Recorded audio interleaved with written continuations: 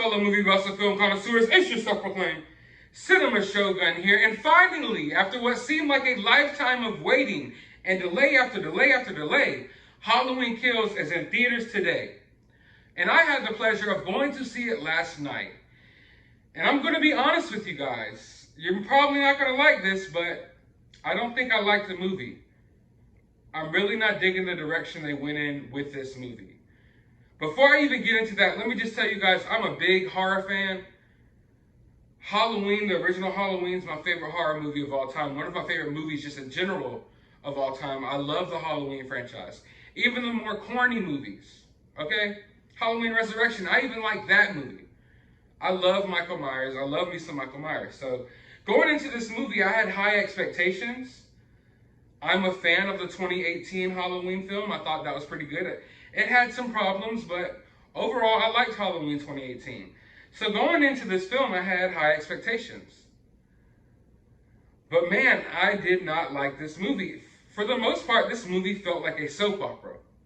A telenovela, I think that's what it's called, or some old ladies call them stories. It felt like the days of our lives are As the World Turns. That's what I felt like when I was watching this movie. From the over-embellished lines to the bad acting to some of the just over-the-top choices they made and the camera angles and the choppy editing style. It was just all over the place. This movie was all over the place, and it felt like a freaking soap opera to me. But before I even get into all the things I didn't like about this movie, which there are a lot, let me talk about some things I did like about this movie, because I want to keep it positive, at least at first. For one, I really liked Michael Myers' mask, the burnt mask. But that's it. Let's go ahead and get into what I didn't like about this. I'm just kidding.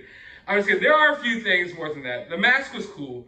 A lot of my compliments for this film aren't necessarily like, if this was a standalone movie, I wouldn't point it out like, oh, I really like this about the movie. There's things that I like about this movie that they did better in this movie than they did in 2018. So it's almost like participation trophies. For one, like, all right, I like the suspense in this movie. They did better with the suspense before the kills. Halloween 2018, I felt like they just got right to it with the kills. It wasn't as much like jump scares and suspense and, you know, waiting for something bad to happen. In this movie, in Halloween Kills, they did a way better job with that. But like I said, if Halloween Kills was just a standalone film, I wouldn't come here and review it and be like, man, I really like the suspense in this movie. You know, because it doesn't stick out as something that's spectacular. It's just, they did a better job in 2018. Some of like the lighting in this movie seems more Halloween franchises. Halloween 2018, a lot of like, I don't know, the specific camera lenses they use and the certain lighting that they use, it didn't feel as Halloweenish. Halloween to me always has kind of like a, I don't know how, like a cooler tint to it. You know what I mean? It's almost like a cooler tint to it. Like the way it looks, it's almost bluish in a way, like a bluish hue, if you will. And Halloween 2018 didn't feel that way. It felt, I guess, newer, you know? So going into this movie, the visuals, it looked more Halloween franchise-ish than 2018. But a lot of the choices they make, I really did not appreciate. But as far as compliments for the movie goes, like I said, the mask was cool. The overall, I guess, feel, the vibe to how the picture looked, it looks more along the lines of a Halloween franchise movie. There's a lot of kills. There was more kills than any other Halloween film. I thought some of them were pretty cool, you know, so that was dope. Like, I'm not here to say that this is a bad movie, a horrible movie. It's a watchable movie, but it's not rewatchable. It's something that I sat there, stuffed popcorn in my face, and I enjoyed. But while watching it, it didn't sit right with me. Now, as I told you before, I said that this movie felt like a soap opera. Well, halfway felt like a soap opera, halfway felt like an action film. Never did I really get the vibe of a horror movie. There was so much things happening in this movie that it just felt like an action film. From the very beginning, now we all seen in the previews, I'm warning right now, there's going to be spoilers in this review. I'm not going to break down the whole movie and deep dive into it, but there's going to be like spoilers here. You know that in the preview, you see Michael come out of the house that's on fire, Laurie Strode's house, and there's those firefighters there, and he kills the firefighters. Well, in the movie, he literally walks out of this flaming house.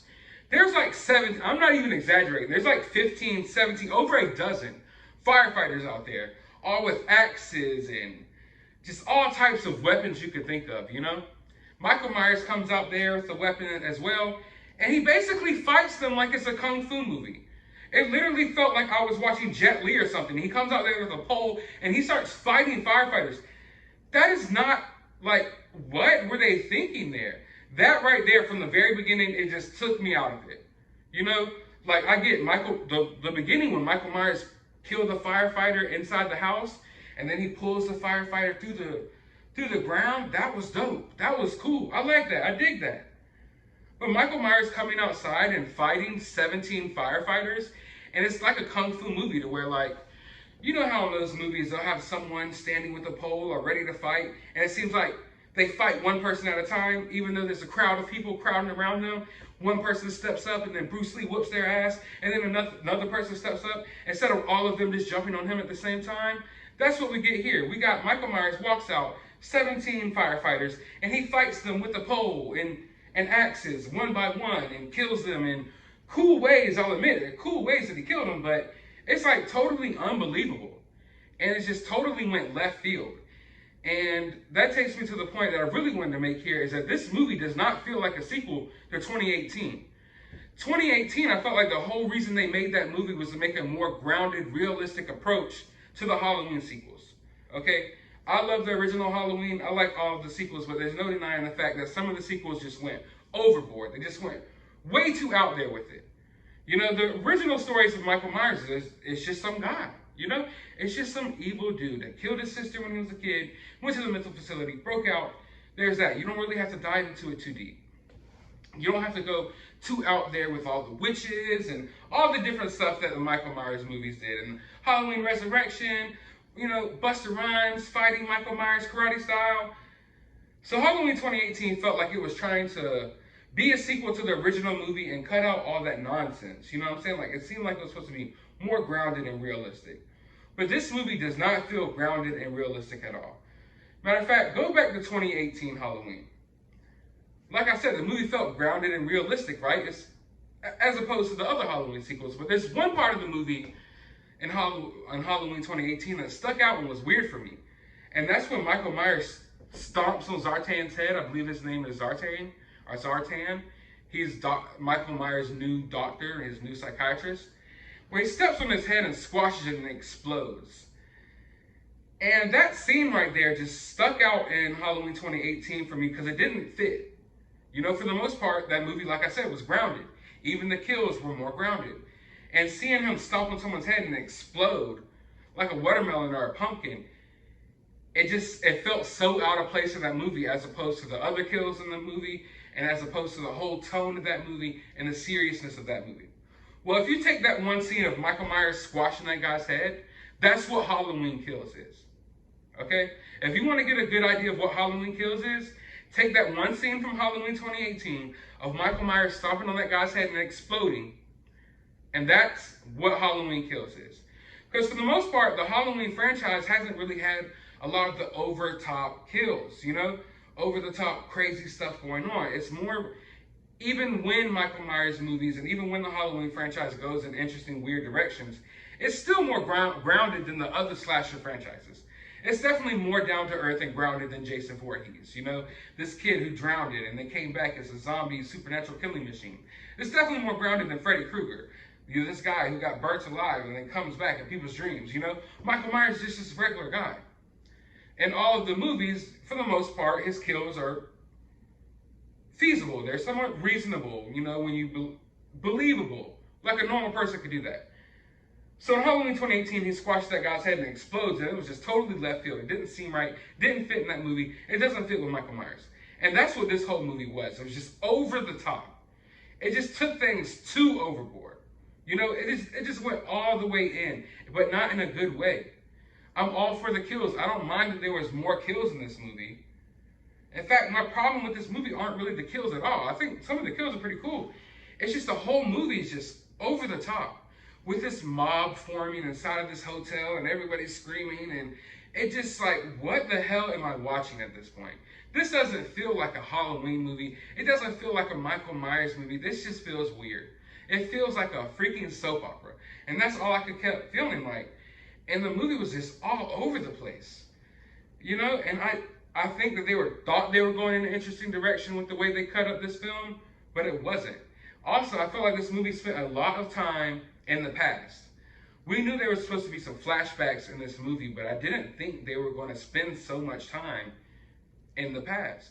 But surprisingly, I would say there's at least 20 minutes of this movie that takes place on the original Halloween night, and it has to do with one of the officers that was involved.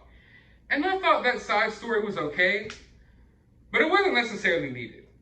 I didn't need the flashback to the original Halloween, you know? And then you have to see the Michael Myers there, and he's struggling with the police officer, and it kind of seems kind of off. You know, when you look at it, it doesn't feel like you're watching the original Michael Myers from the original Halloween film. You know, it just doesn't. It doesn't blend in the way they probably thought it would. And the whole side story with him shooting the other officer, I get it. They're trying to go with the fact that Michael Myers traumatized a lot of people in this town. I get it. Cool. But I don't need 20 minutes of it. 20 minutes of it that literally goes nowhere because they never really do anything with that story. It's that whole going back to the past and showing what happened that night was basically just their way of wiping away Halloween 2 and wiping away the rest of the, you know, sequels in the franchise.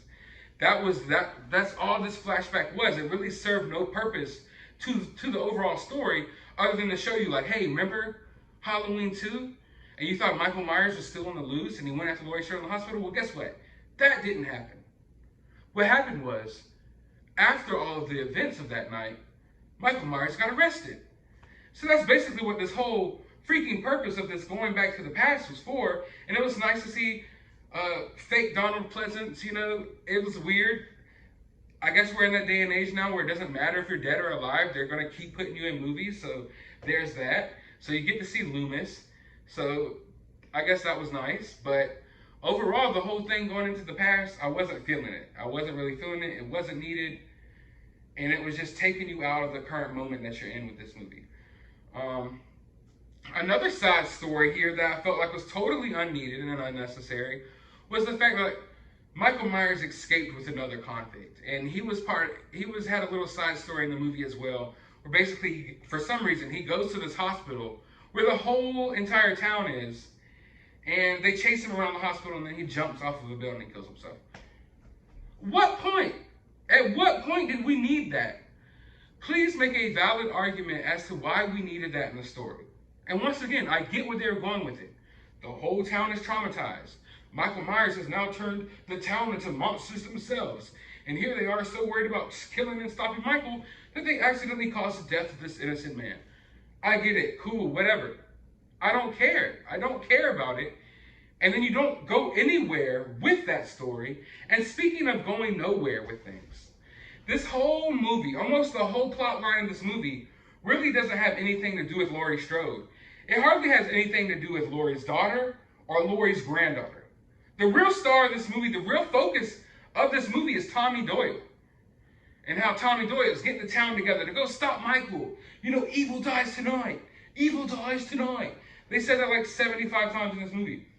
So the whole focus of this movie is around Tommy Doyle and his conflicts that he has with Michael, and how he's been scared since a kid of Michael, and how he's going to kill Michael when he finds him. He's going to take him on.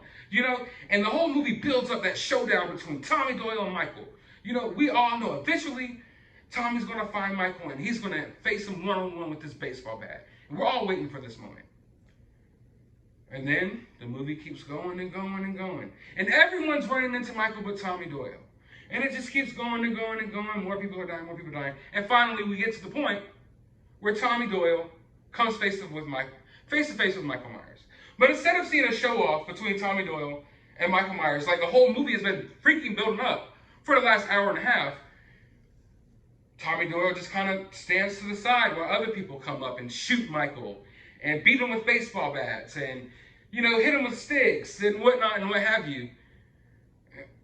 And Tommy Doyle basically does nothing. They basically take that scene that they built up. Like, this was supposed to be the moment that we see Tommy Doyle get his revenge.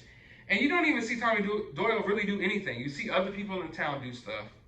And then, of course, at the very end of the movie, you realize that this whole crowd of people that was beating up Michael and shooting him literally shooting him, beating him to death. He's laying here, there's 20 people crowding around him, just whooping his ass. At the very end of the movie, he just gets up and kills all of them effortlessly. You know, this whole conflict that was set up with Tommy Doyle, you don't get no resolution there. He slices Tommy Doyle real quick, kind of off camera. You know, the climax of what happens between Tommy Doyle and Michael Myers is somewhat off camera while Laurie Strode is talking, and it's kind of showing flashes of what's happening to Tommy Doyle. So it's basically, they built it all up for nothing. It has no payoff. And at that point, which is the end of the movie, I realized that, man, y'all really had no freaking clue where you were going at with any of this. Like, I don't understand how people get paid millions of dollars and they sit down and write shit like this. And I'm not trying to be mean, because I liked Halloween 2018, like I said. But to sit down and, how do you watch this and feel like this was a good idea? This whole movie just seems like out of place. It doesn't even seem like a right sequel to Halloween 2018. And you spent so much time building up this Tommy Doyle character and this conflict, and how like there's going to be this big showdown. And then the end of the movie is Laurie Strode talking inside of a freaking hospital room to some officer that we're supposed to care about, which I don't. And you just see Michael Myers kind of slicing up Tommy Doyle, and he's dying. You know, he's got this whole baseball bat. He's been talking all this shit the whole movie, and he doesn't even put up a fight. And once again, taking me back to the beginning of the movie, Michael Myers just goes on this whole kung fu fighting spree where he's just like he's got nunchucks or something, just taking out a whole crowd of people. And that's not Michael Myers. That's not cool. I don't find that cool. I don't want to see Michael Myers fighting a whole crowd of people like Bruce Lee or Jet Li or Jackie Chan or insert action star here. And that's where it goes to show. I felt like this movie didn't know what it wanted to be. It didn't feel like a horror movie. This movie felt like an action movie / soap opera. Personally, I love cheesy and corny horror movies. Hell, I like cheesy, corny movies in general. But I like those movies when they don't take themselves too seriously. I like those movies when they know what they are. They don't try to pretend to be something else. They accept themselves for what they are, a cheesy, corny movie. Halloween Kills is a cheesy, corny horror movie that takes itself so seriously and tries to hit a lot of serious story beats about trauma and all this, that, and the third, while not accepting the fact that it's a cheesy, corny horror movie. If it didn't go out of its way to be grounded and serious 24/7, then maybe I wouldn't take a lot of the things that's going on in the movie as seriously, and I wouldn't be as judgmental. But it's trying to be serious. It's trying to tackle some serious topics, while at the same time being probably one of the most over-the-top, cheesiest Halloween movies in the franchise. Personally, for me, the Halloween franchise works because it seems like a more intimate story. It seems to me like more feasible, more believable. Like I said earlier, you got Jason, you got Freddy, you got Chucky. You don't really believe those things can happen. But with Michael Myers, you feel like there could be a Michael Myers in any neighborhood. There could be a Michael Myers anywhere. It could happen to anyone. And with the Michael Myers story, basically with any slasher movie, they work better when they're intimate stories, smaller, intimate occasions of someone running into this killer and their conflict that they may have with their family or friends trying to stop this killer, get away from this killer, this, that, and the third. Once you involve too many people, once you bring too many people into the story, the more unbelievable and the more less feasible it becomes. And when this movie takes this direction, well, we got the whole town involved. The whole town knows Michael Myers is out there. We're all running around looking for Michael Myers. It just goes way too over the top. It becomes less intimate. It becomes less scary. It becomes less personal. And it just becomes this one big clusterfuck of a movie, which is what Halloween Kills is. Now, like I said, there's some things to enjoy there. I'm not sitting here trying to say this is the worst movie ever, although I will say that it's probably at the bottom of my list of Halloween films. I would say this is probably one of the worst Halloween movies. And feel how you want to feel about that. This is my opinion. I will rewatch a lot of the cornier, older Halloween films before I rewatch this movie. This movie doesn't have a lot of rewatch value to me. In fact, I'm probably going to bury this movie deep into my mind. But before I do that, I definitely want to talk about it more, and I want to see it again. So I'm going to watch it again at home on Peacock. I'm going to decipher it all. I might even watch it a couple times, and then I'll come back here and we'll have more of an open discussion, and I'll break down more things that I like about this movie. But overall, I'm not pleased with it. I'm not happy about it. I felt like the best thing about this movie was the Big John and Little John part. They should have just made this whole movie about Big John and Little John living in Michael Myers' house and the different crazy stuff they had to go through before what happens to them ultimately happened to them. That would have been cool. I would have rather watched that than whatever this was about this angry mob going around and hunting down Michael Myers. It's just so stupid. And then you never even really see the angry mob. It's just, I could rant about it all day. But like I said, overall, I don't like the movie. I don't like the decisions they made in the movie. And it dampers my expectations and my excitement for Halloween Ends. I honestly don't even care. Go ahead and scrap this. Go ahead and just scrap this entire timeline and move it to a different direction. I don't even care how Halloween ends. After what happened to Halloween Kills, I'm not really too interested in Halloween Ends. But hopefully it's better. But yeah, scrap this entire timeline. I'm going back to my original timeline. As we know with these Halloween movies, there's different timelines here now. So with this iteration of the Michael Myers, there's the original Halloween film, then there's Halloween 2018, and then Halloween Kills. I'd rather have my original Halloween film and then my Halloween 2 and my Halloween H2O. That's a way better direction for this franchise than whatever the hell this was supposed to be. But I want to know your thoughts and your opinions about this down in the comments below. They don't have to align with mine. If you liked the movie, more power to you. I want to know what you liked about it, what you didn't like about it, down in the comments below. While you're down there, hit that subscribe button if you haven't already. Ring that notification bell so you can be notified when I do a deeper dive into this movie and do a full breakdown. So you're going to want to be notified of that. So hit the notification bell, hit that like button, and as always, find some time out of your day to go watch a movie.